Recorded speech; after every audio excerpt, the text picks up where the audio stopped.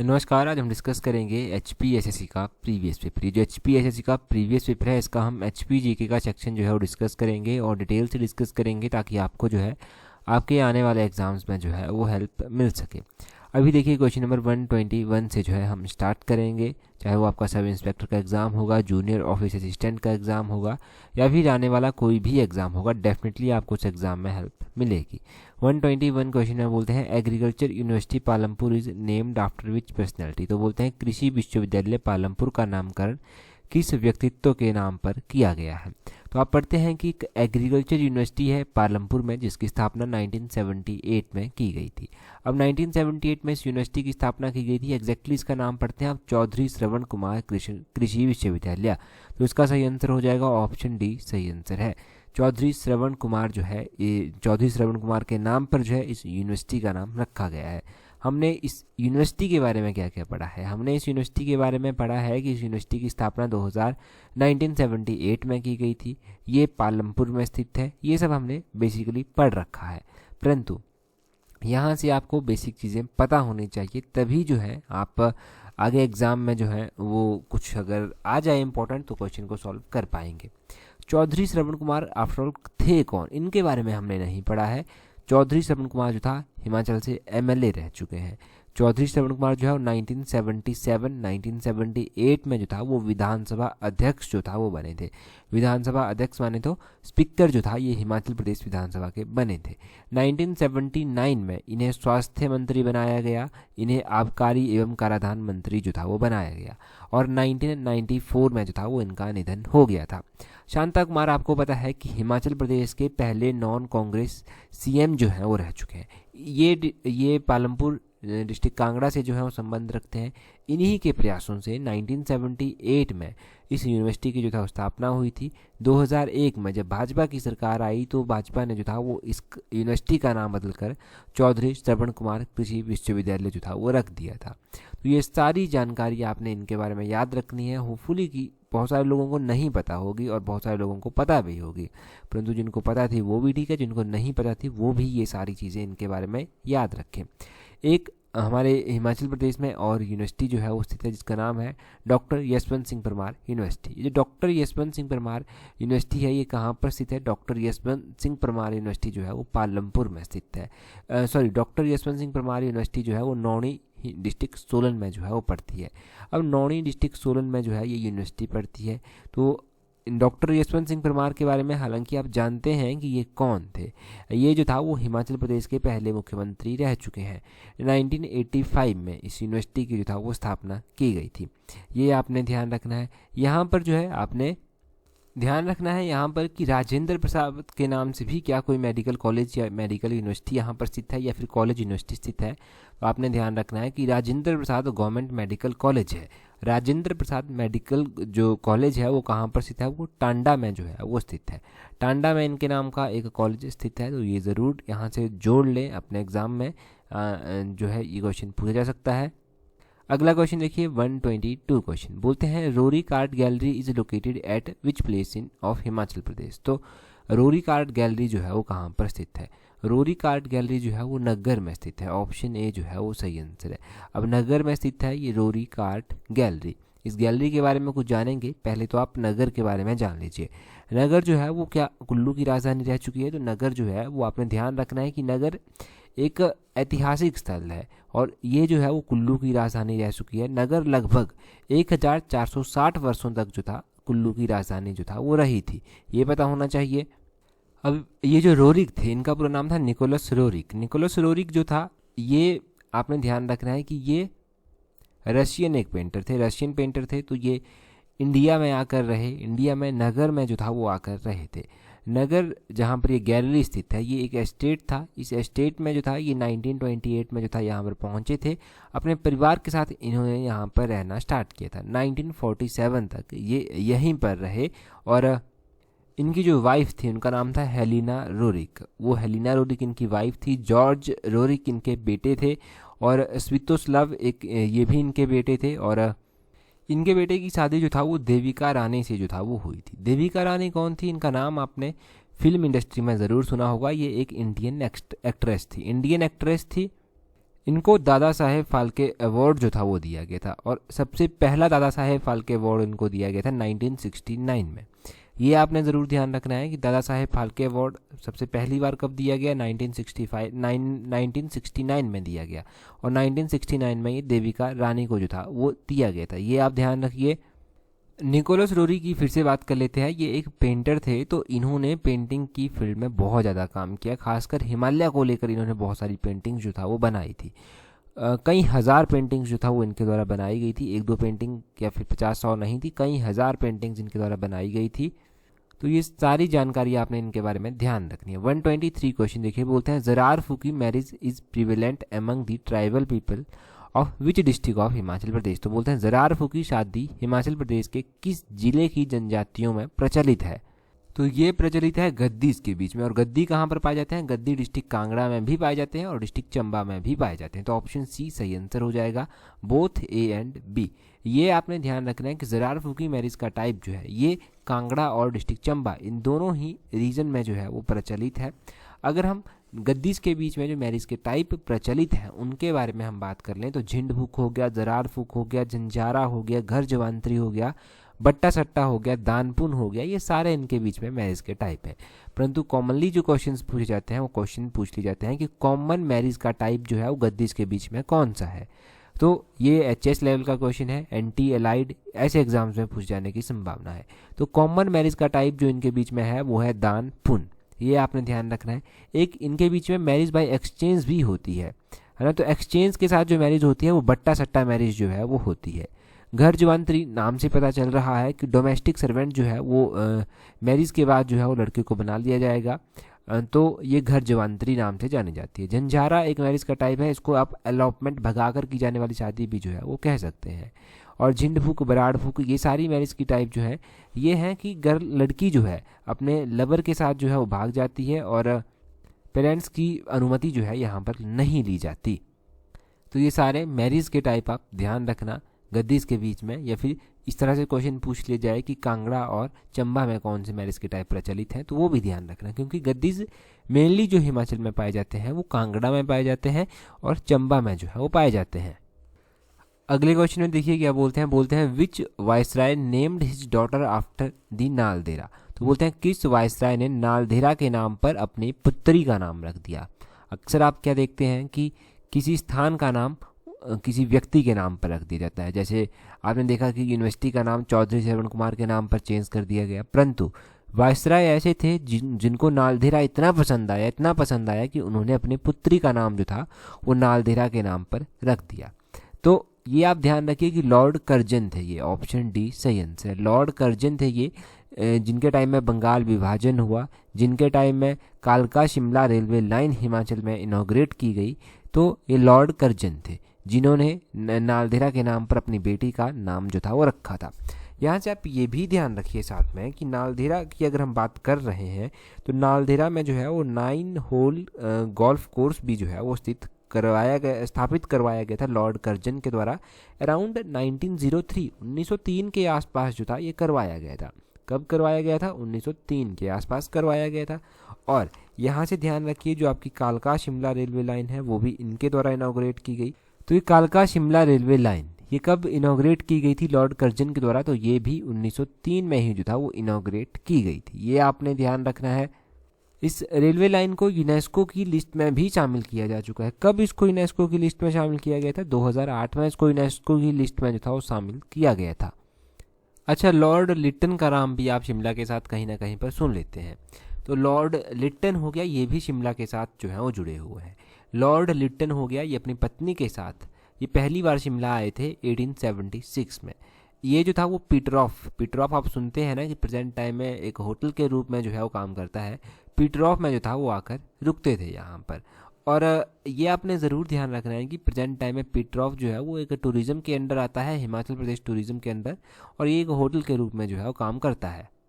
और Lord Ripon option में दिया गया है। लॉर्ड रिपन के बारे में भी आप सुनते हैं कि रिपन हॉस्पिटल जो है वो शिमला में स्थित है। रिपन हॉस्पिटल जो था वो एक्चुअली में डिज़ाइन करवाया गया था हेनरी इरविन के द्वारा, और अराउंड 1885 ये बनकर कंप्लीट हो गया था। जब ये कंप्लीट हुआ तो लॉर्ड डफरिन के द्वारा जो था वो इसे ओपन करवाया गया था। और आपने ये ध्यान रखना है कि ये हॉस्पिटल का नाम जो था वो लॉर्ड रिपन के नाम पर जो था वो फिर उस टाइम रखा गया था, ये आपको पता होना चाहिए। तो अगला क्वेश्चन देखते हैं, यहाँ से इतना काफ़ी है। अगले क्वेश्चन में बोलते हैं which sage has been associated with Rewalsar in district Mandi Himachal Pradesh. तो बोलते हैं कौन से संत हिमाचल प्रदेश के मंडी जिले के रिवाल्सर से संबंध रखते हैं। तो हिमाचल प्रदेश के रिवाल्सर जिले से जो संबंध रखते हैं वो कौन रखते हैं, वो रखते हैं लोमस ऋषि। ऑप्शन ए जो है वो सही आंसर है। एक वीडियो में हमने पढ़ा था कि ऐसा कौन सा स्थान है जो हिंदू हो गया, सिख हो गया और बुद्धिस्ट हो गया, इन तीनों धर्मों के लोगों के लिए एक पवित्र स्थान है। तो मैंने बताया था आपको कि रिवाल्सर स्थान जो है वो पवित्र स्थान है इन तीनों धर्मों के लोगों के लिए, हिंदू हो गए, चाहे सिख हो गए, चाहे बुद्धिस्ट हो गए। और हमने ये भी पढ़ा था कि लोमस ऋषि के साथ जोड़ देते हैं हिंदू धर्म के लोग, इसको पद्म संभव के साथ बुद्धिस्ट लोग जोड़ देते हैं, और सिख के साथ जो है वो यहाँ पर इसीलिए जोड़ा जाता है क्योंकि सिखों के जो 10वें गुरु थे गुरु गोविंद सिंह जी, वो जो था यहाँ पर आए थे तो मंडी रियासत के एक राजा हुए बाद में चलकर, जिन्होंने यहाँ पर एक गुरुद्वारा बनवाया था। 1930 में जो था ये गुरुद्वारा बनवाया गया था। जोगिंदर सेन एक राजा थे जिनके द्वारा ये गुरुद्वारा जो था वो बनवाया गया था। तो ये आप ज़रूर ध्यान रखें, ये इंपॉर्टेंट है। यहाँ से इतना यहाँ से काफ़ी है। अगला क्वेश्चन देखते हैं हमारे पास क्या है। बोलते हैं Mindhal Devi is situated at which place in Himachal Pradesh. तो बोलते हैं मिंधल देवी हिमाचल प्रदेश के किस जिले में स्थित है। मिंधल देवी माता जो है ये स्थित है कहाँ पर, 126 का ऑप्शन सी सही आंसर है, देवी कोठी। ऑप्शन सी जो है वो देवी कोठी सही आंसर है।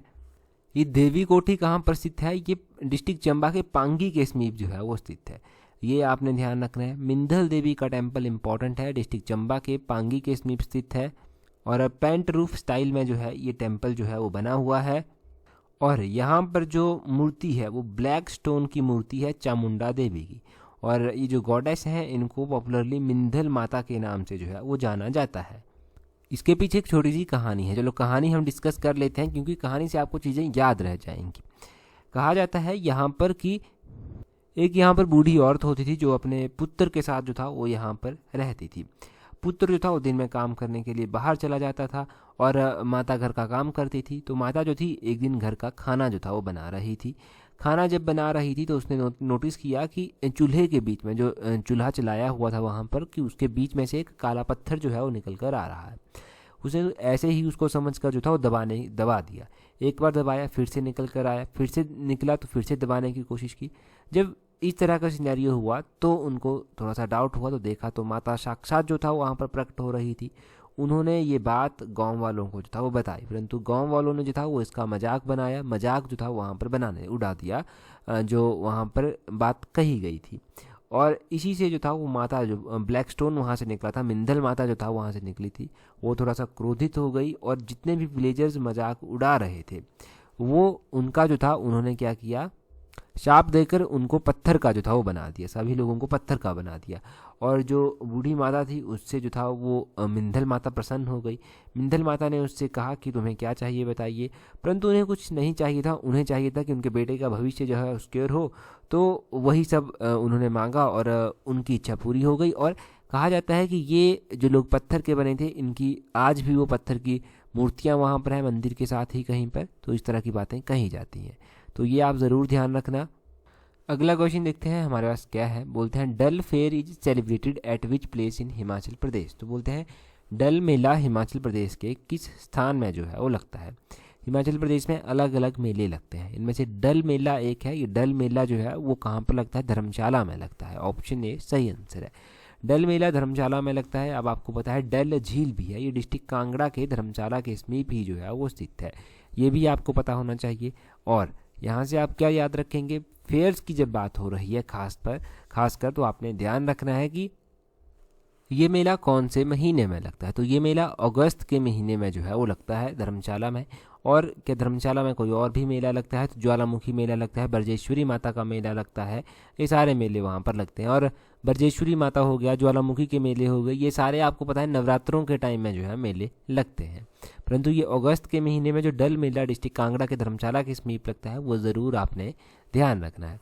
अगर हम फेयर फेस्टिवल की ही बात कर लें तो फेयर फेस्टिवल्स में इंपॉर्टेंट फेयर फेस्टिवल जो आते हैं उनकी हम बात कर लेते हैं। जो मोस्ट इंटरनेशनल लेवल के फेयर फेस्टिवल हैं उनको थोड़ा सा साइड में रखकर जो है हम कॉमन जैसे फेयर फेस्टिवल डिस्कस करते हैं यहाँ से, जैसे कि रोहड़ू यात्रा हो गई। रोहड़ू यात्रा और रोहड़ू मेला इस नाम से इसको जाना जाता है। ये अप्रैल के महीने में लगती है और रोहड़ू डिस्ट्रिक्ट शिमला में जो है ये लगती है। एक सूही मेला लगता है, ये कहाँ पर लगता है? सूही मेला जो है ये डिस्ट्रिक्ट चंबा में लगता है, अप्रैल के महीने में जो है वो लगता है। एक सारी मेला लगता है, सारी मेला अर्की डिस्ट्रिक्ट सोलन में लगता है और ये सारी मेला जो है वो जुलाई के महीने में जो है वो लगता है। गसोता मेला लगता है, गसोता मेला हमीरपुर में लगता है और मई के महीने में जो है ये मेला लगता है। तो ये 4-5 मेले जो हमने डिस्कस किए उनको ध्यान रखना, ये इंपॉर्टेंट है। अगला क्वेश्चन देखिए 128 क्वेश्चन, यहाँ पर बोलते हैं Rasa dance is prevalent in which district of Himachal Pradesh. तो हिमाचल प्रदेश के कौन से डिस्ट्रिक्ट में ये रासा डांस जो है वो प्रसिद्ध है? रासा डांस जो है कॉमनली परफॉर्म किया जाता है। तो रासा डांस परफॉर्म किया जाता है सिरमौर डिस्ट्रिक्ट में, ऑप्शन ए सही आंसर है। अब रासा डांस डिस्ट्रिक्ट सिरमौर में जो है वो परफॉर्म किया जाता है। डिस्ट्रिक्ट सिरमौर जो है यहाँ पर और भी डांसेस परफॉर्म किए जाते हैं और हिमाचल के अलग अलग क्षेत्रों में, अलग अलग जिलों में अलग अलग डांस जो है वो परफॉर्म किए जाते हैं, उनके बारे में भी जानते हैं। जैसे कि कथड़ी डांस हो गया, डिस्ट्रिक्ट कुल्लू में परफॉर्म किया जाता है। झांकी डांस हो गया, हंताड़ डांस हो गया, ये डांस जो है वो डिस्ट्रिक्ट चंबा में परफॉर्म किए जाते हैं। डिस्ट्रिक्ट सिरमौर का ही एक बूढ़ा डांस है, बहुत बार एग्जाम में पूछा जाता है। कयांग हो गया, बाख्यांग हो गया, बयांगचू हो गया, ये सारे डांस जो है वो डिस्ट्रिक्ट किन्नौर में जो है वो परफॉर्म किए जाते हैं। बांठड़ा ये एक ड्रामा है, डांस आप इसको नहीं बोल सकते, तो फोक ड्रामा है। ये हिमाचल प्रदेश के डिस्ट्रिक्ट मंडी जिले का ये फोक ड्रामा है, ये आपने ध्यान रखना है। और नाटी तो आपको पता है कॉमनली हिमाचल प्रदेश के अलग अलग क्षेत्रों में परफॉर्म की जाती है। छनक छम एक डांस है, ये लाहौल स्पीति में जो है वो परफॉर्म किया जाता है। राक्षस नृत्य जो है ये डिस्ट्रिक्ट किन्नौर में जो है वो परफॉर्म किया जाता है। और इसके अलावा एक चोलाम्बा डांस है, चोलाम्बा डांस जो है ये कहाँ पर परफॉर्म किया जाता है? डिस्ट्रिक्ट किन्नौर में ही परफॉर्म किया जाता है। किन्नौर की रोपा वैली में जो है ये परफॉर्म किया जाता है। शांद एंड शाबू ये लाहौल वैली के इम्पोर्टेंट डांस हैं, ये आपने ध्यान रखते हैं। तो ये सारे डांसेस के फॉर्म हैं, हिमाचल प्रदेश में परफॉर्म किए जाते हैं अलग अलग क्षेत्रों में, इनको आप ध्यान रखें। 129 क्वेश्चन देखिए, कॉमन क्वेश्चन है, बोलते हैं HRTC came into existence in which year. तो बोलते हैं HRTC कब अस्तित्व में जो था वो आई थी। अगर हम बात करते हैं हिमाचल रोडवेज ट्रांसपोर्ट कॉरपोरेशन की, तो ये हिमाचल प्रदेश में स्थित है और ये कब जो था वो अस्तित्व में आई थी? 1974 में ये अस्तित्व में जो था वो आई थी। HRTC की स्थापना 1974 में की गई।